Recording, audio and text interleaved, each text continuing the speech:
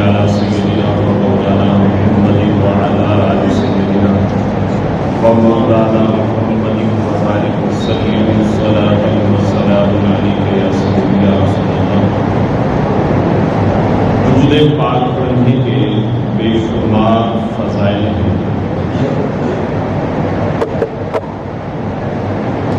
علامہ قرطبی رحمۃ اللہ تعالی علیہ لکھتے ہیں،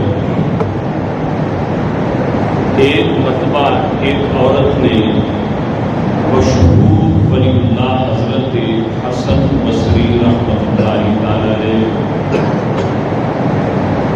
ان کی خدمت میں حاضر ہوئی اور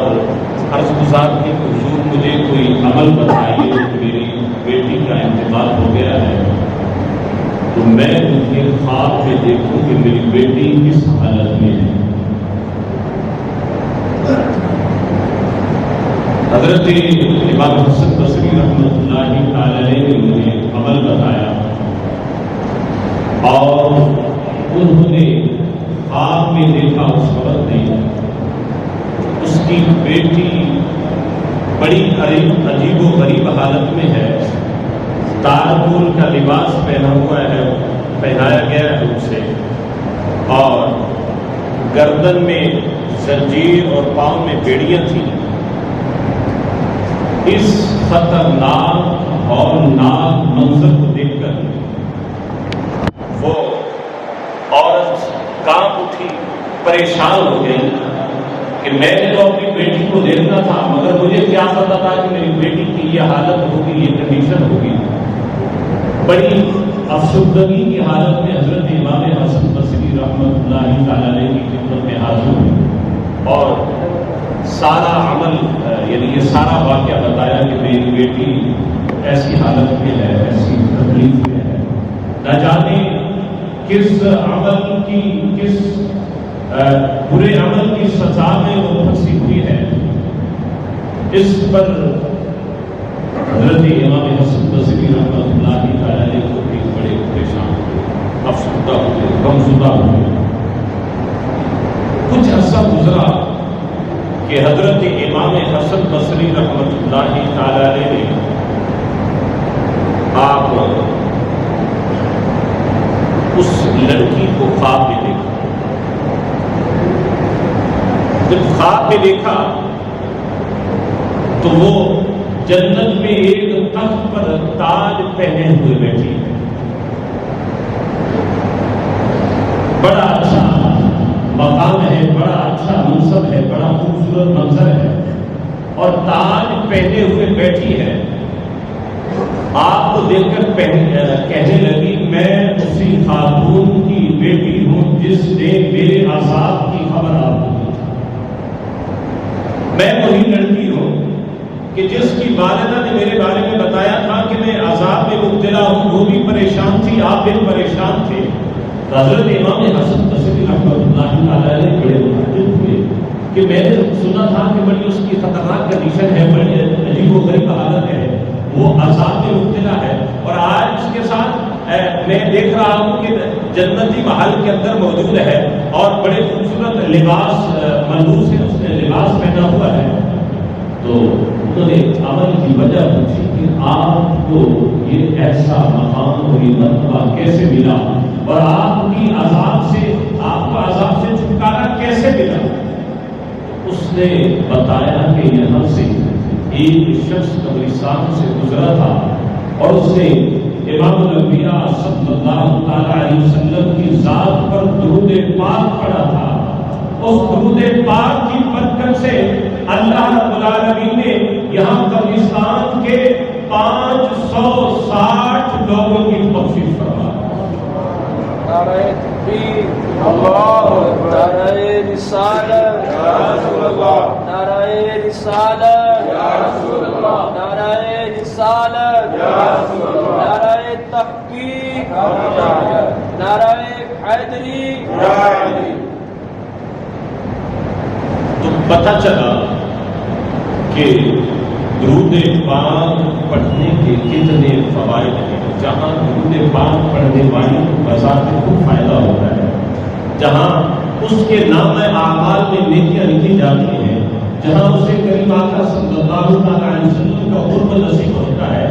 وہیں اگر وہ کسی قبرستان والوں کے لیے پڑھ دے تو اللہ رب العالمین ان سے بھی عذاب کو اٹھا دیتا ہے۔ ہمیں کثرت سے درود پاک پڑھتے رہنا چاہیے، درود پاک پڑھنے کی عادت بنانی چاہیے۔ ویسے بھی حدیث پاک ہے کہ یہ شعبان الموسم یہ درود پاک پڑھنے کا مہینہ ہے، ہمیں کثرت سے درود پاک پڑھنا چاہیے۔ صلو علی الحبیب صلی اللہ علی محمد صلی اللہ علیہ وسلم۔ تیری ایک ایک ادا پر اے پیارے، تیری ایک ایک ادا پر اے پیارے، 100 درود فدا 1000 سلام۔ تیری ایک ایک ادا پر اے پیارے، 100 درود فدا 1000 سلام۔ وہ سلامت رہا قیامت میں جس نے دل سے پڑھے 4 سلام۔ ہمیں درود پاک پڑھنے کی عادت بنانی چاہیے اور بے حد کثرت سے درود پاک پڑھنا چاہیے۔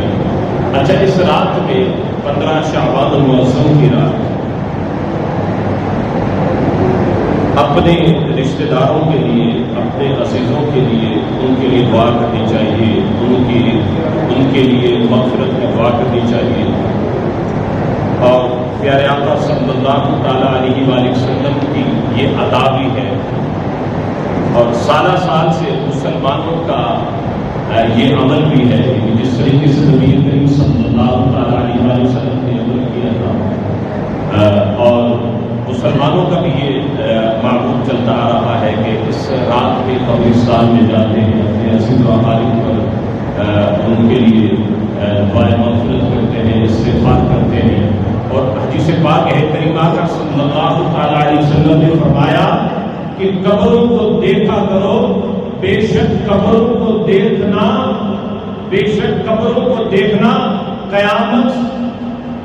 دنیا سے بے رغبت کرتا ہے اور آخرت کی یاد دلاتا ہے۔ ہمیں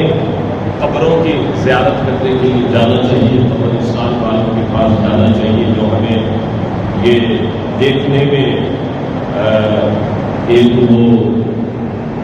لگتا ہے کہ بس یہ ان کی بنائی ہوئی ہے، یہ مٹی کی ڈھیری ہے، مگر نہ جانے ان پر کیا گزرتی ہوتی ہے۔ 12:30 سورہ عبس کی آیت نمبر 17 تا 23 میں اللہ رب العالمین ارشاد فرماتا ہے، قتل الانسان ما اکفرہ من أي شيء خلق من نطفة خلقه فقدر ثم السبيل يسر ثم أماته فأقبر ثم إذا شاء أنشر كلا لما يقض ما أمر۔ اس سورت کے اندر سورہ عبس کی آیت نمبر 17 میں اللہ رب العالمین ارشاد فرماتا ہے، قتل الانسان ما اکفرہ۔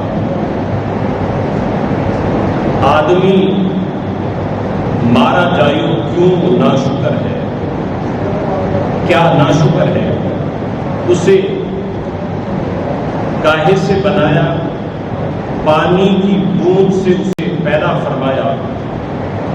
پھر اسے طرح طرح کے اندازوں پر رکھا، پھر اسے راستہ آسان کیا، پھر اسے موت دی، پھر قبر میں رکھوایا، پھر جب چاہا اسے باہر نکالا۔ کوئی نہیں اس نے اب تک پورا نہ کیا جو اسے حکم ہوا۔ تو اس آیت مبارکہ کے اندر بتایا جا رہا ہے، انسان کو یہ سبق دیا جا رہا ہے۔ یہ 7 آیات ہیں اور بڑی خوبصورتی کے ساتھ ہمارے انداز، ہمارے احوال، ہماری زندگی، اس کو یہاں بیان فرما دیا گیا ہے۔ آج ہمارے بازو میں طاقت ہے، ہم صحت مند ہیں، ہم طاقتور ہیں۔ اللہ رب العالمین نے ہمیں جو دیکھنے کی قوت دی ہے، جو سوچنے کا ہمیں دماغ دیا ہے، اسی طریقے سے کوئی کس منصب پر فائز ہے، کوئی جو ہے وہ سیٹ ہے، تو کوئی ٹھیکیدار ہے، کوئی فوج میں ہے، کوئی پولیس میں ہے، کوئی بنگلے والا ہے، کوئی کار والا ہے، کوئی کوٹھی والا ہے۔ ہر ایک کے پاس اللہ اکبر، یہ سب اللہ تبارک و تعالیٰ کی نعمتیں ہیں، مگر ہمارے آنے سے پہلے اللہ رب العالمین نے زمین کا فرش بچھا دیا۔ ہمارے آنے سے پہلے یہ ساری نعمتیں تیار، زمین کا فرش بچھا دیا اور نیلے آسمان کی چھت بنا دی سب کے لیے۔ اور اس دنیا میں جب ہم آئے تو ہمارے آنے سے پہلے نہ جانے کتنی نعمتیں وہ موجود ہیں جن سے ہم فائدہ اٹھا سکتے ہیں۔ اور مگر اس انسان کو جب یہاں اس دنیا میں بھیج دیا، اور ہماری اصل کیا ہے، حقیقت کیا ہے، یہاں کیا ہم یہاں ہمیشہ رہیں گے یا یہاں سے چلے جائیں گے؟ تو فرمایا ثم اماتہ فاقبرہ، پھر اسے موت دی، پھر قبر میں رکھوایا۔ اب عنقریب ملک الموت علیہ السلام تشریف لائیں گے، جسم سے روح کو نکال دیں گے، روح نکالی جائے گی۔ ہمارے چاہنے والے، ہمارے عزیز، ہمارے رشتے دار، ہمارے قریب کے دوست، ہمارے دور کے دوست، ہمارے اہل محلہ ہمیں قبر میں دفن کر دیں گے، اور وہاں دفن کر کے پلٹ کر آ جائیں گے۔ پھر کیا یہاں قصہ تمام ہو جائے گا کہ یہیں پر ہی زندگی ختم ہے؟ نہیں، بلکہ اللہ رب العالمین فرما رہا ہے ثم اذا شاء انشرہ، پھر جب چاہا اسے باہر نکالا۔ پھر یعنی ایک وقت آئے گا کہ جب قبریں کھلیں گی اور مردوں کو زمین سے اٹھایا جائے گا، مردے اللہ کے حکم سے اٹھیں گے، اور اس زمین پر جب حاضر ہوں گے، میدان محشر لگے گا اور اعمال کا حساب لیا جائے گا۔ اب حقیقت یہ ہے کہ انسان اپنے لیے نہ جانے کیا سے کیا سوچتا ہے، میں نے یہ بھی کرنا ہے، میں نے یہ بھی کرنا ہے، میں نے یہ چیز بھی حاصل کرنی ہے، میں نے یہ چیز بھی حاصل کرنی ہے، میرا یہ مقصد ہے، میرا یہ مقصد ہے۔ ہر ایک نے کوئی نہ کوئی اپنا مقصد بنایا ہوا ہے کہ میں اس مقصد کے لیے زندگی گزار رہا ہوں، میں اس کے لیے تبدیل کر رہا ہوں، میں نے یہ چیز حاصل کرنی ہے، مگر اسے پتہ نہیں ہے کہ کب حضرت اسرائیل علیہ السلام آ جائیں اور اس کی روح قبض کر لے، اور اس کے یہاں کے سارے منصوبے جنہیں وہ بنا رہا تھا، جس کے لیے وہ سوچ رہا تھا، جس کے لیے وہ تبدیل کر رہا تھا، جس کے لیے وہ کوششیں کر رہا تھا، وہ سب کے سب یہیں رہ جائیں گے۔ اللہ اکبر۔ اللہ رب العالمین فرماتا ہے کلا لما یقض ما امرہ، کوئی نہیں اس نے اب تک پورا نہ کیا جو اسے حکم ہوا تھا۔ تو ہمیں نمازوں کا حکم دیا، ہم 5 نمازیں پڑھیں، تو 5 نمازوں میں سے ہمارے دیکھیے کہ ہمارے اندر کتنی سستی پائی جاتی ہے۔ اور پھر رمضان المبارک 24 گھنٹے ہیں، تو 24 گھنٹوں میں ہمارے اوپر صرف 5 نمازیں فرض ہیں۔ 12 مہینے ہیں، 12 مہینوں میں صرف 1 مہینے میں روزے رکھتے ہیں۔ مالدار ہیں، اور اگر نصاب پورا ہو جاتا ہے، حج فرض ہے، زندگی میں 1 دفعہ صرف حج فرض ہے، حج کرنا ہے۔ اسی طریقے سے جو ہے تلاوت قرآن پاک، یہ اس کا ہمیں معمول بنانا چاہیے۔ اگر ہم ان سب چیزوں پر غور کرتے ہیں تو نماز وہ ہماری کتنی پابندی ہے، روزے رمضان شریف میں آتے ہیں ان کی کتنی پابندی ہے، حج ہے، حج کے بارے میں کتنے وہ لوگ ہیں جن پر حج فرض ہے مگر وہ حج ادا نہیں کرتے، کتنے وہ ہیں جن پر زکات فرض ہے، زکات ادا نہیں کرتے، اور وہ بس اس سے ہٹ کر، یعنی اگر ہم کاروبار کی طرف آتے ہیں تو پھر دام تول کے اندر کمی ہے۔ اسی طریقے سے حلال اور حرام کا فرق نہیں کرتے، جھوٹی قسمیں کھا کر مال بیچا جاتا ہے، جو ہے دھوکے سے مال بیچا جاتا ہے۔ اس طریقے سے بھی دیکھا جائے تو ہمارے لیے یعنی قرآن مجید فرقان حمید نے تو، اور نبی کریم صلی اللہ علیہ وسلم کی احادیث نے، نبی کریم صلی اللہ علیہ وسلم نے جو احادیث کا ذخیرہ ہمارے پاس چھوڑا ہے، ہمارے لیے ہر لمحے زندگی کے ہر موڑ پر، ہر قدم پر قرآن کی رہنمائی کر رہا ہے، احادیث کی رہنمائی کر رہی ہے، مگر ہم اس سے غافل ہیں، ہم اس سے دور ہیں۔ اللہ اکبر۔ اب آخرت کا پتہ نہیں ہے اور انسان غفلت میں ہے۔ صحابی رسول حضرت جابر بن عبداللہ رضی اللہ تعالیٰ عنہ سے روایت ہے، نبی کریم صلی اللہ تعالیٰ علیہ وسلم نے فرمایا، آدمی جس کے لیے پیدا کیا گیا ہے اس سے غفلت میں ہے۔ جس مقصد کے لیے آدمی کو، انسان کو پیدا کیا گیا ہے، وہ اس مقصد سے غفلت میں ہے۔ جب اللہ پاک آدمی کی تخلیق کا ارادہ فرماتا ہے تو فرشتے سے فرماتا ہے کہ جا اور اس کا رزق لکھ دو، جاؤ اس کا رزق لکھ دو، اس کا رزق کتنا ہے، جاؤ اس کی موت کے بارے میں لکھ دو، اس کی موت کب واقع ہوتی ہے، جاؤ اس کے بارے میں لکھ دو کہ یہ شقی ہے یا سعید ہے، یعنی نیک بخت ہے یا بدبخت ہے، جاؤ اس کے اعمال لکھ دو۔ پھر جب وہ فرشتہ چلا جاتا ہے، یہ سارے معاملات کے واپس چلا جاتا ہے، اللہ رب العالمین پھر ایک اور فرشتہ بھیجتا ہے جو اس پہلے لکھے ہوئے کو چیک کرتا ہے، پھر اس کو محفوظ کرتا ہے، پھر اس بندے پر اللہ رب العالمین دو فرشتے مقرر فرما دیتا ہے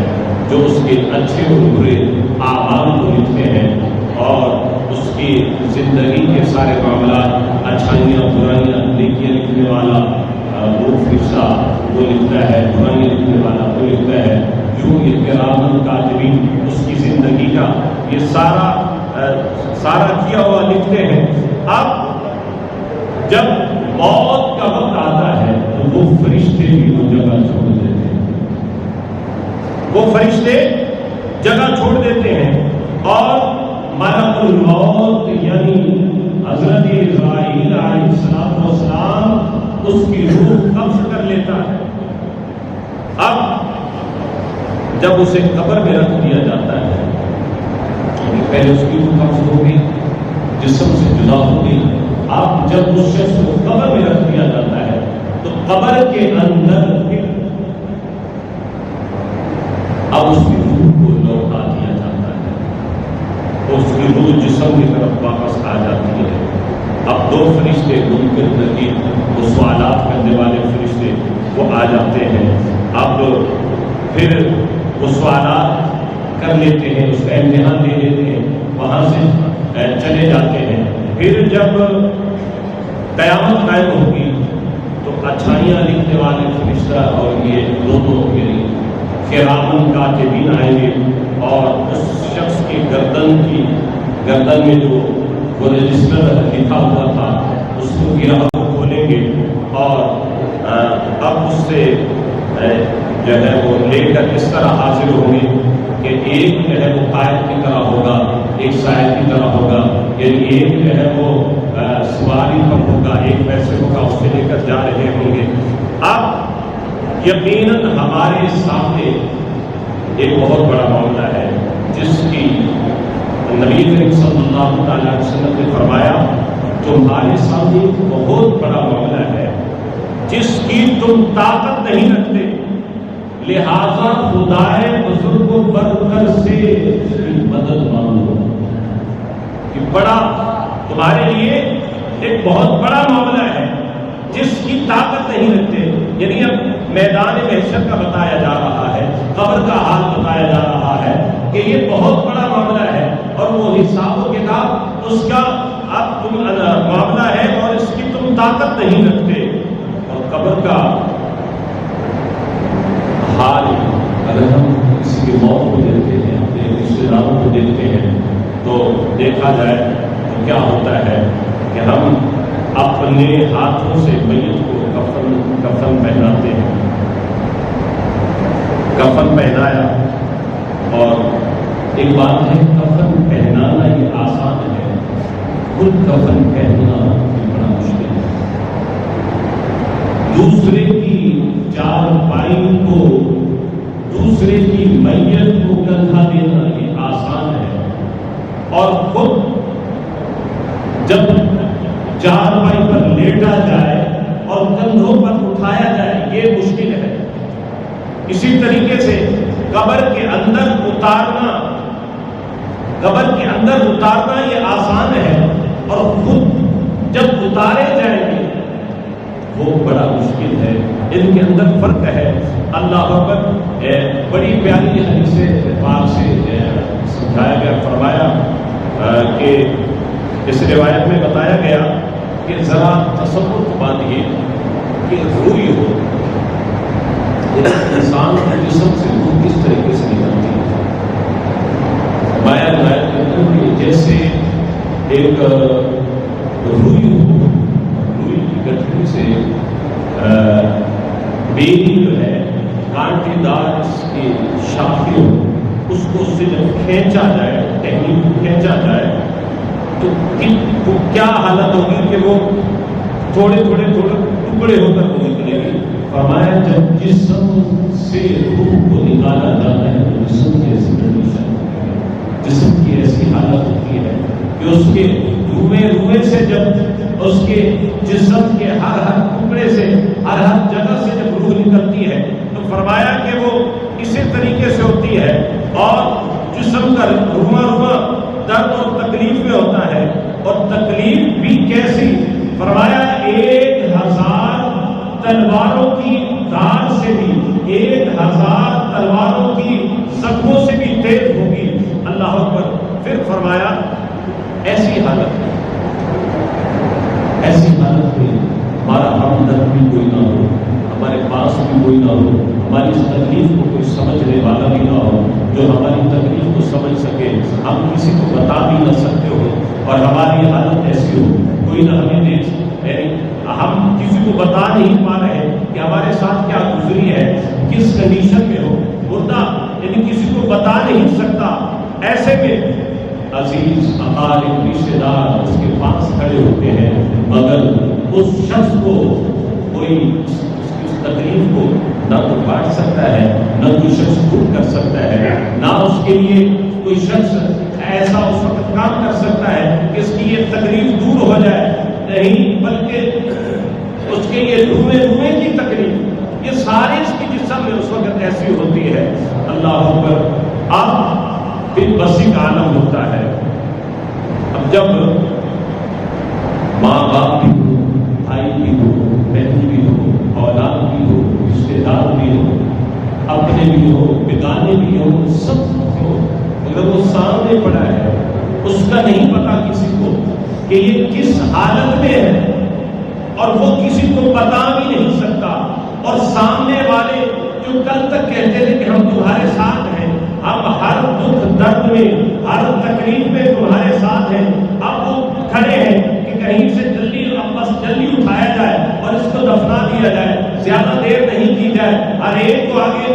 جلدی ہوتی ہے کہ کسی نے کیا کام کرنا ہے، کسی نے کیا کام کرنا ہے. ہر ایک اپنی زندگی کی مصروفیات اس کے دماغ کے اندر گھوم رہی ہوتی ہے. ان کو اس شخص کی کیفیت کا نہیں پتا ہوتا کہ اس کے جسم سے روح کیسے نکلی ہے، اس کی حالت کیسی ہے، اس کی کنڈیشن کیسی ہے. اب وہ مال، وہ دولت، وہ جس کے لیے وہ کوششیں کرتا رہا، وہ اولاد، وہ اس کے بنگلے، اس کی وہ کوٹھیاں، اس کی وہ گاڑیاں، اس کے وہ عہدے، سب کچھ یہی رہ جائے گا، اور وہ شخص اکیلا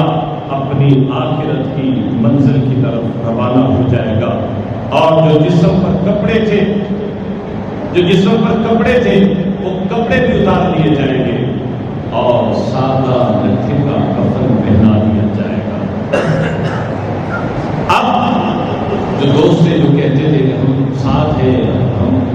ہر لمحہ ہر گھڑی آپ کے ساتھ ہیں، ہر غم میں ہر دکھ میں ہر تکلیف میں ساتھ ہیں، وہی کندھوں پر اٹھائیں گے اور سوئے قبرستان لے چلیں گے، جنازہ قبرستان میں لے جائیں گے۔ قبرستان میں لے جانے کے بعد اب وہاں جب دفن کر دیا جائے گا اور اب وہ ان کے اس بات کو بھی محسوس کر رہا ہوگا کہ میرے اوپر مٹی ڈالی جا رہی ہے، میری قبر کو بند کیا جا رہا ہے، اب یہ میرے دوست، میرے رشتے دار، میرے والد، میرے بھائی، یہ سارے اب دور ہو رہے ہیں مجھ سے، مگر کچھ کہہ نہیں پا رہا ہوگا، سب کی آواز سن رہا ہوگا اور اب کوئی اس کو نہیں دیکھ رہا کہ اس کی کنڈیشن کیا ہے، اس کی حالت کیا ہے۔ ایسے میں جب سب جا رہے ہوں گے، اللہ اکبر، اب اچانک قبر کے اندر دو فرشتے آ جائیں گے، منکر نکیر آ جائیں گے، وہ فرشتے کے جن کی آنکھیں بھی ڈراؤنی، اللہ اکبر، اور ایسی حالت کے اندر پھر قبر بھی جو ہے وہ جب قبر بھی چاروں طرف سے مل جائے گی، فرمایا کہ اس کی پسلیاں آپس میں پیوست ہو جائیں گی۔ اب اگر وہ نیک تھا، صالح تھا، شکر کا پابند تھا، تو وہ شخص وہ قبر اس کو تو دبائے گی اس انداز سے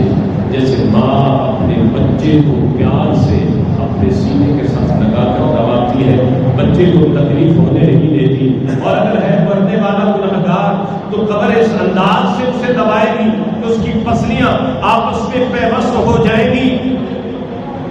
اب منکر نکیر کے سوالات میں کامیاب ہو جاتا ہے تو وہ آگے کے مراحل آسان ہو جاتے ہیں، اور اگر وہ اس کے جوابات نہیں دے سکتا تو اس کی قبر کے اندر جہنم کی آگ بھڑکا دی جائے گی، اس پر عذاب مسلط کر دیا جائے گا۔ قبر روزانہ یہ کرتی ہے پکار، قبر روزانہ یہ کرتی ہے پکار، مجھ میں ہے کیڑے مکوڑے بے شمار، یاد رکھ میں ہوں اندھیری کوٹھڑی، تجھ کو ہوگی مجھ میں سن وحشت بڑی، میرے اندر تو اکیلا آئے گا، ہاں مگر اعمال لیتا آئے گا۔ اندھیری قبر میں جب جائے گا، بے عمل بے انتہا گھبرائے گا، جب تیرے ساتھی تجھے چھوڑ آئیں گے،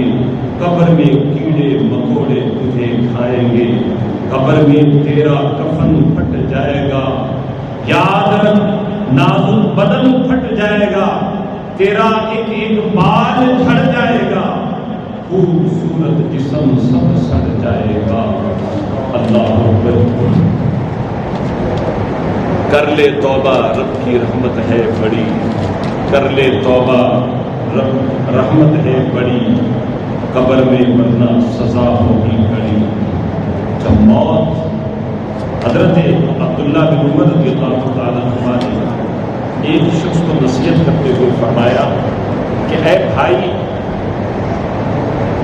تم جانتے ہو کہ تمہارے سامنے موت آ جائے اور نہ جانے تمہارے پاس صبح آ جائے، نہ جانے تمہارے پاس شام آ جائے، نہ جانے تمہارے پاس دوپہر میں آ جائے یا دن کو آ جائے، اور پھر ہولناک قبر اور منکر نکیر کا سامنا ہوگا، پھر قیامت کا دن ہوگا جس میں باطن پرستوں کو بڑا خسارہ ہوگا۔ حضرت ابو سعید خدری رضی اللہ تعالیٰ عنہ سے روایت ہے، کریم آقا صلی اللہ تعالیٰ علیہ وسلم نے فرمایا، لذتوں کو ختم کرنے والی موت کو کثرت سے یاد کرو، کیونکہ قبر روزانہ پکار کر کہتی ہے، میں اجنبیت کا گھر ہوں، میں تنہائی کا گھر ہوں، میں کیڑے مکوڑوں کا گھر ہوں، میں مٹی کا گھر ہوں۔ جب مومن کو قبر میں دفنا دیا جاتا ہے تو قبر اسے کہتی ہے، خوش آمدید، تو میری پشت پر چلنے والوں میں سے مجھے محبوب ترین تھا، اب تو میرے اندر آ گیا ہے، اب میرا اپنے ساتھ اس کے سلوک دیکھ، اور پھر اس قبر تا حد نظر وسیع ہو جاتی ہے، اس کی قبر کشادہ ہو جاتی ہے، اس کے لیے جنت کا دروازہ کھول دیا جاتا ہے۔ اور اگر کوئی فاسق و فاجر ہو یا کافر ہو اور قبر کے اندر جب اسے دفن کیا جاتا ہے تو قبر کہتی ہے تجھے کوئی مرحبا نہیں ہے، تجھے کوئی جو ہے میری خوش پر چلنے والوں میں سے میرے پاس میں ایک دوسرے سے پیوست ہو جاتی ہے، اپنی انگلیاں ایک دوسرے میں ڈال کر اشارہ کر کے نبی کریم صلی اللہ تعالیٰ علیہ وسلم نے حدیث پاک کو اپنی انگلیاں ایک دوسری انگلیوں کے اندر جو ہے وہ ڈال کر اشارہ دے کر سمجھا کر فرمایا کہ اس طریقے سے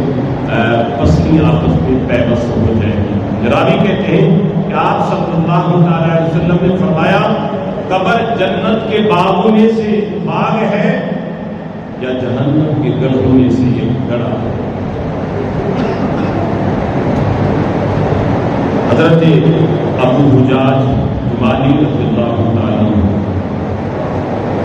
فرماتے ہیں کہ آقا صلی اللہ تعالیٰ علیہ وسلم نے فرمایا جب مردے کو قبر میں رکھا جاتا ہے، جب مردے کو قبر میں رکھا جاتا ہے تو قبر اس سے کہتی ہے تیری خرابی ہو، تو نہیں جانتا تھا کہ میں فتنوں کا گھر ہوں، میں تاریکی کا گھر ہوں، میں کیڑوں کا گھر ہوں، اور اے انسان اس چیز نے تجھ سے کس چیز نے تجھے مجھ سے غافل کر رکھا کہ تو میرے اوپر اکڑا کر چلتا تھا۔ قبر روزانہ کرتی ہے پکار، مجھ میں ہے کیڑے مکوڑے بے شمار، یاد رکھ میں ہوں اندھیری کوٹڑی، تجھ کو ہوگی مجھ میں سن وحشت بڑی، میرے اندر تو اکیلا آئے گا ہاں مگر اعمال لیتا آئے گا، گھٹ اندھیری قبر میں جب جائے گا، بے عمل بے انتہا گھبرائے گا، کر لے توبہ رب کی رحمت ہے بڑی، قبر میں ورنہ سزا ہوگی کڑی۔ صلی علی الحبیب صلی اللہ علیہ وسلم۔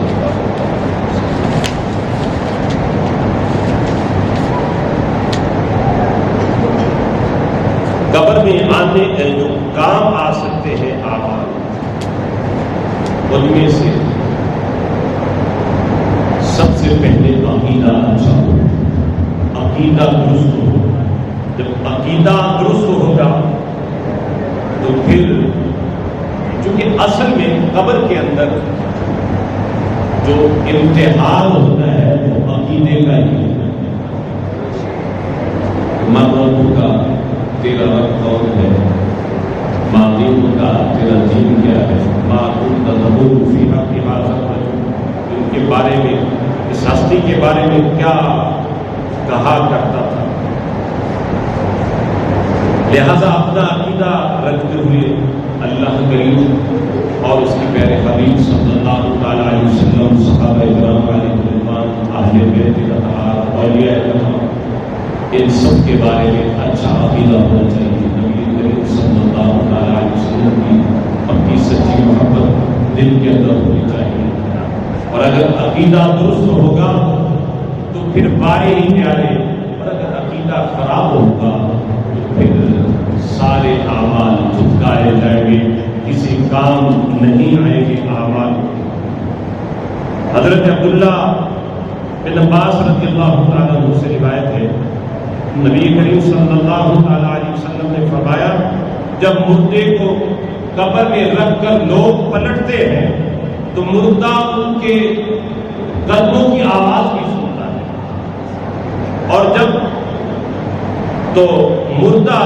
ان کے قدموں کی آواز سنتا ہے پھر وہ بیٹھ جاتا ہے، اس سے پوچھا جاتا ہے تیرا رب کون ہے، وہ کہتا ہے اللہ پاک۔ پھر سوال ہوتا ہے تیرا دین کیا ہے، وہ بتاتا ہے میرا دین اسلام ہے۔ پھر اس سے پوچھا جاتا ہے کہ تیرے نبی کون ہے، تو وہ کہتا ہے کہ حضرت محمد صلی اللہ تعالیٰ تعالیٰ علیہ وسلم. پھر سوال ہوتا ہے تو ان کے بارے میں کیا کہتا ہے, کیا جانتا ہے؟ وہ کہتا ہے میں نے انہیں پہچانا اور جو کتاب وہ لے کر آئے میں نے اس کی تصدیق کی, چنانچہ اس کی قبر کو تا حد نظر وسیع کر دیا جاتا ہے اور اس کی روح مومنین کی روح سے ملا دی جاتی ہے.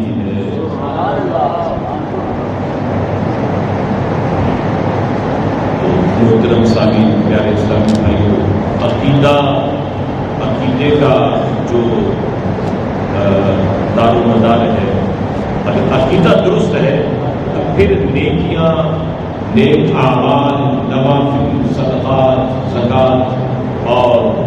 ذکر, اذکار, حج, یہ سب اللہ کی بارگاہ میں قبول ہوگا. اور اگر یہ نہیں ہوا تو پھر عقیدہ خراب ہوا, لیکن کوئی چیز کام نہیں آئے گی. تو ہمیں اپنے عقائد درست رکھنے چاہیے اور قبر کی آخرت کی تیاری کرتے رہنے کی کوشش کرتے رہنا چاہیے. نمازوں کی پابندی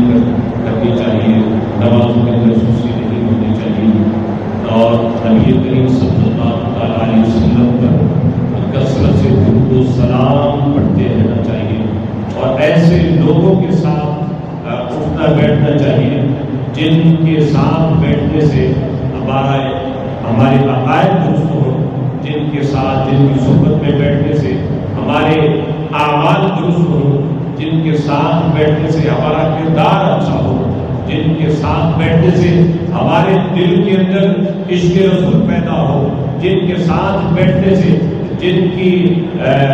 ساتھ بیٹھنے سے ہمارے دلوں کے اندر صحابہ کرام علیہ رضوان کی محبت پیدا ہو, جن کی صحبت سے ہمارے دلوں کے اندر اہل بیت اطہار کی محبت جو ہے وہ ہمارے دلوں کے اندر پیدا ہو, امہات المومنین کا ادب ہمارے دلوں کے اندر پیدا ہو, اولیاء کاملین کی محبت ہمارے دلوں کے اندر پیدا ہو. اور اگر کہیں ایسی جگہ ہے کہ جہاں سے اولیاء کرام کے بارے میں یا صحابہ کرام علیہ رضوان کے بارے میں یا اہل بیت اطہار کے بارے میں یا ایسے دوست ہیں جو قرآن پر اعتراض کرتے ہوں یا ایسا کوئی شخص ہے جو احادیث پر اعتراض کرتا ہے, کوئی بھی جو ان چیزوں پر اعتراض کرتا ہے, اس کو غلط طریقے سے پیش کرتا ہے, ایسے سے ہمیں دور رہنا چاہیے کہ وہ ہمارے ایمان کی بربادی کا